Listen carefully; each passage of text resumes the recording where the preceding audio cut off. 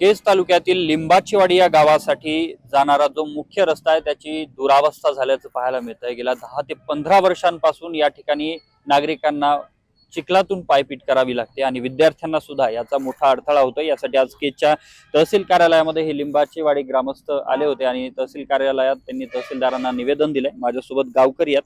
काय सांगाल, सध्याची काय परिस्थिती आणि प्रशासनाकडे काय मागणी केली तुम्ही? आता सध्या पावसाळा सुरू असल्यामुळं शालेय जी आमची मुलं आहेत त्यांची अडचण निर्माण झालेली आहे। बस येते पण सगळे खड्डे पडल्यामुळं बसचे बी तारीवरची कसरत चालू आहे।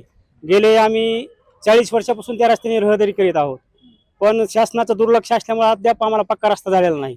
कच्चा रस्ता जो झाला आहे त्याच्यावरच आजपर्यंत आमचा वावर चालू आहे आणि जर शासनाने या गोष्टीची दखल नाही घेतली तर आम्हाला आमरण उपोषणाचा आम्ही त्यांना तसा इशारा दिलेला आहे। तर साहेबांनी आम्हाला आश्वस्त केलेलं आहे किंवा 6 तारखेला येऊन आम्ही त्याच्यावर मार्ग काढू। किती प्रमाणामध्ये तुम्हाला अडचणी निर्माण होतात? किती वर्षापूर्वी या रस्त्याचं काम झालं होतं? सर, साधारणतः 15 वर्षापूर्वी ह्या रस्त्याचं काम झालं होतं, पण आता मुख्य जर अडचण बघितली तर सध्या पाऊस चालू आहे, हे तर तुम्हाला माहितीच आहे। आज जर अवस्था बघितली तर त्या खड्ड्यानं गुडघ्या एवढ्याले पाणी साठले।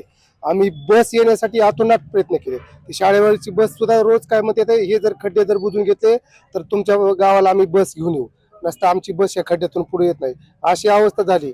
आणि 1 वर्ष तरी झाले असतील हे बजेट मंजूर होऊन, म्हणून आम्ही आता सध्या येऊन तहसीलला निवेदन दिलंय आणि जर 6 तारखेनंतर जर यांना जर आमचा विषय जर नाही मार्गी लावून धरला तर आम्ही खरोखरच सर्व गाववाल्याच्या वतीनं आम्ही आमरण उपोषण करणार आहोत। नक्कीच। किती लोकसंख्येचं तुमचं गाव आहे आणि काय नेमकी गावातील परिस्थिती झालेली आहे? आमचं सध्या तर 1200-1300 लोकसंख्येचं गाव आहे आणि गावाची परिस्थिती जर बघितली तर तुम्ही ऍक्च्युअली एका दिवसाच्या अगोदर आलाच असतात, सांगण्याची गरज नाही। आणि सगळे मंत्री फिंत्री आमच्याकडे आले, ते अन्नाच्या काळापासून मंत्री त्याच रस्त्याने येते, ते सगळ्याला माहिती। आणि आज अवस्था अशी झाली की आमच्या गावाकडे जर यायचं म्हणलं तर दुसऱ्या वेळेस जर गावाचं नाव सांगितलं तर कुठलाही माणूस यायला तयार नाही, अशी अवस्था झाली आमच्या गावात सध्याची।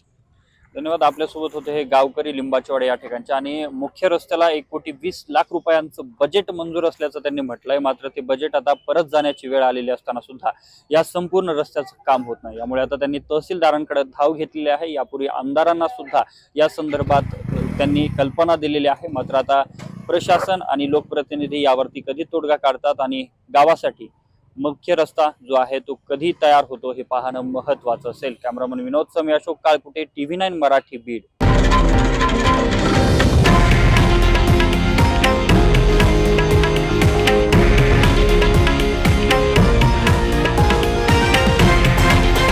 हे आहे देशातील नंबर 1 न्यूज नेटवर्क आणि आपण पाहत आहात TV9 मराठी, एकमेव।